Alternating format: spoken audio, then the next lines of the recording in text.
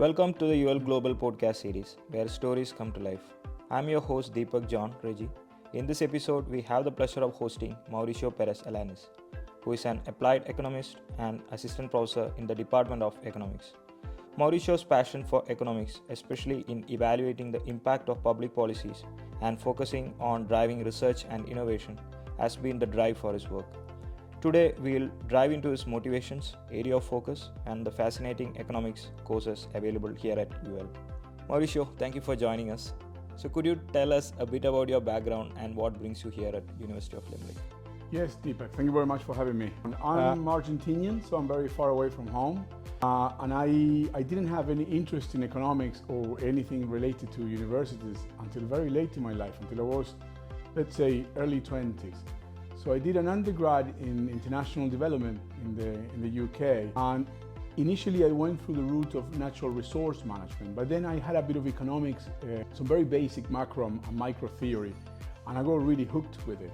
So instead of taking the modules on resource efficiency that I should have taken, I started taking more and more economic courses. So by the time that I finished, most of the courses that I did during my undergrad were economic based, really. I did a master's as well in research for international development, very much based in economics and developing economics. I worked for 5 years in the field in developing countries doing impact evaluation. I would say that was the point where I really got hooked, because I could see how economics is applied into actual projects and how knowledge is created using economic theory and also methodologies. And I was really, since then, I never looked back. Came back to Ireland, did a PhD here at UL, and did a postdoc position as well in UL, and I stayed here ever since. So you are an assistant professor at economics at the KME Business School. So could you share what sparked your interest in economics? I was studying international development, so I got very interested in economics, especially in developing economics. But I came to Ireland because my wife is Irish. That's always the connection there. And I came back here in 2015. And that was just on the back end of the financial recession. I didn't know what to do with my career.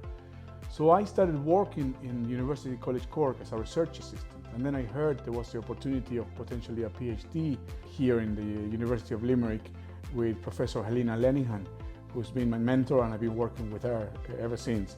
So the field of economics is broad and intricate. And what specific areas of economics do you find most interesting, particularly in the context of global issues like climate change? In my case, what I find very interesting, and this is the field that I'm working in, is basically how firms make decisions and how they make the efforts towards adapting and mitigating climate change. That's one side. So I look at issues of innovation, technological change, what kind of policies can help firms, what challenges and barriers firms face to engage in these activities, and the policies that can help firms to overcome these barriers.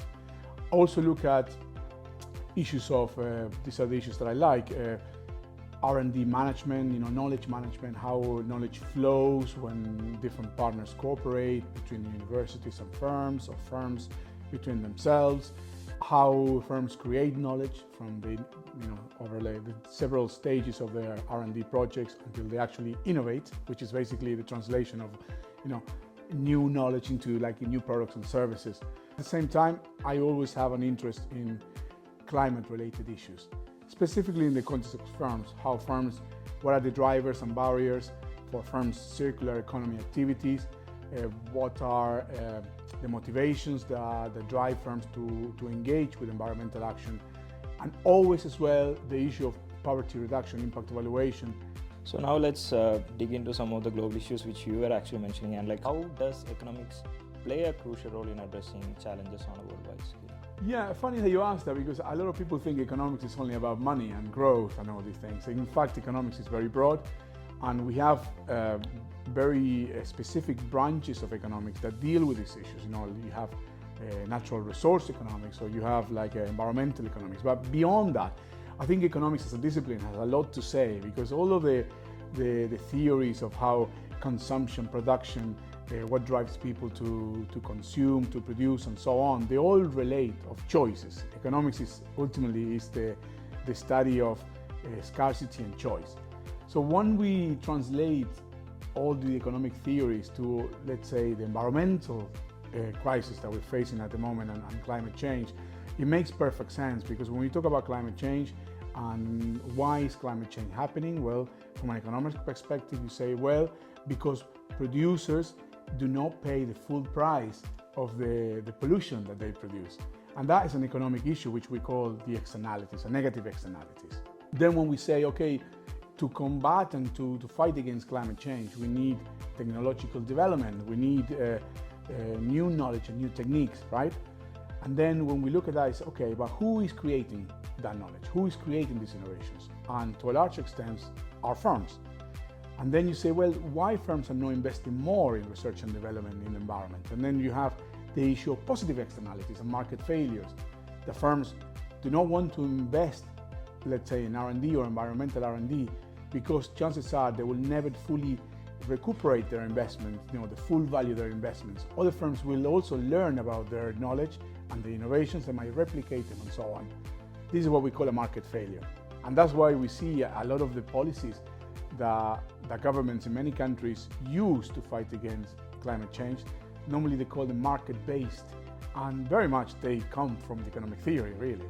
And so now turning our focus to UL, can you briefly tell me how you and your colleagues at the Department of Economics use economics to understand and analyze such global challenges? Yeah, great question. Well, here at the Department of Economics in the Cambridge Business School, together with my colleagues, especially Professor Helena Lenihan, Lucas Colt, and Gronya Gibson, we are part of a research cluster called the Economics of Innovation and Policy. And we look at all these issues from the research perspective, right? So we look at what are the drivers of circular economy activities in firms, how different policies can help firms to achieve these. We also look at issues of innovation, technological change.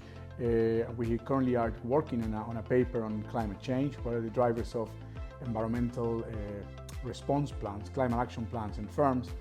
To apply research, and we disseminate the research, and also from a teaching perspective, because what we try to do always in the Department of Economics is to adopt a research-led approach. And at the moment I am the course director for a postgraduate diploma in economics and policy, which is very much in the spirit of research-led teaching. So we use all the knowledge that we generate through our research into the classroom. So we keep the students up to date with the latest debates. Pretty curious to know about this. So how students could get involved in all of these research and innovations, and what are some of the unique aspects of the economic courses offered here? Yeah, well, when you talk about students, I mean, you have different levels of students, right? When you talk about PhD students, well, obviously they are at the forefront of research. They are creating new knowledge, so that they are directly contributing to this. They get involved very much all the time. In terms of students, at the master's level, we have we have an MSc in economics and policy analysis actually, that is very much in line with how we address the societal grand challenges, how economic theory and how policy all intertwine, and how you analyze this, and how you use, let's say, economic knowledge and research to inform the design and the implementation of new policies to target these issues. So if you're a student at the master's level, by engaging in a master's program, you're already very much getting all this information, getting involved. We also have, as I said, the postgraduate diploma in economics and policy, which is more targeted for professionals who want to upskill in economics and they don't really want to engage in a full master programs, or for those who want to study economics and they don't have a background in economics. So they can actually engage in economics without having a background, extensive background in the subject. Then from the point of view of undergrads, we don't have an undergrad program specific in economics, but we have the business programs, and economics play a big part in that. Are there any new developments or trends in economics that students at UL are actually particularly interested in? We have students who are coming from diverse backgrounds, and one of them was telling me about 2 weeks ago, well, I thought that I was going to be a lot more focused on the environment, let's say. And I said, well, listen, what do you mean by that? He said, well, I thought it was going to be all about the environment. I said, well, no, it's not all about the environment, but think about what you've been doing. You've been doing decision-making with scarce financial resources. You've been learning about externalities. Now think about the big problems. How can you see those concepts and theories that you learn, how would you apply them to this? And they're just like, oh yes, that relates. Of course it does, you know. So as an educator, what are some key messages or ideas that you hope students take away from your classes? Yeah, I think I always want them to be critical. Critical thinking is key. You might not see what you're doing if you don't sit, think about the big picture. Okay, how what I'm learning now fits into different parts of the problem. Sometimes the answer is not that obvious, and you need to sit back and think about the problem. So critical thinking is one of the key issues. The other issue which is related to critical thinking is be critical. Be critical in the sense of don't take, because somebody says that, take that for granted. Look into the issue, understand it for yourself, and look at the underlying dynamics. It might be that a message sometimes is overly simplistic, or maybe it is overly complex, and there is more meat to it that you can actually unveil by yourself. So be critical. Looking at the collaboration possibilities within this particular department, like how does the economics department will connect and collaborate with other fields, and such as like environment science or policies, to create more understanding of economic issues? In terms of how do we connect at a practical level, obviously we have programs that BSc, the Business Management Program, that we have Bachelor of Business, BBS it's called. We draw from different multi-departmental expertise. You have 4 different departments in the KBS, and economics is one of them, and we all contribute different parts of it. Now, if you talk about more like a bigger picture in terms of how do we extend our research networks to bring knowledge from different fields and come up with new upcoming research, I am aware that some of my colleagues are doing excellent research looking at biodiversity, issues that involve engineering knowledge, IT, and so on. So it's quite multidisciplinary. In our case, from the Economics of Innovation and Policy Research Cluster, we don't have, let's say, we don't engage with engineers, we don't engage with scientists, but we do engage with other researchers or other economists across the world, really. So for students who might be considering studying economics at UL or elsewhere, what advice you would like to give? First of all, I think they need to, when they say, okay, I want to study economics, they say, okay, what am I mostly interested in? What is the part of economics that you the most like? And then from then on, take a look at, okay, the place that you intend to apply, or you're looking into to join in. Look at what kind of research they do. Do they have the expertise in the type of economics knowledge that you want to gain? In our case here in UL, I guess we have a certain expertise amongst the faculty. We are increasingly becoming more research center, research active. So there are those type of expertise that stands out from makes the department to stand out from other departments. Perhaps other departments in other universities will have different type of expertise and advantages. So yeah, I guess first of all, look into what you want to do. Also in our case, the Department of Economics, what we are doing is we are branching out. We not only have in-person programs, we're now branching out to hybrid programs to enable those people who perhaps they didn't have the opportunity to study economics in the past because they were working or they had commitments, or perhaps joining at a master's level is too expensive.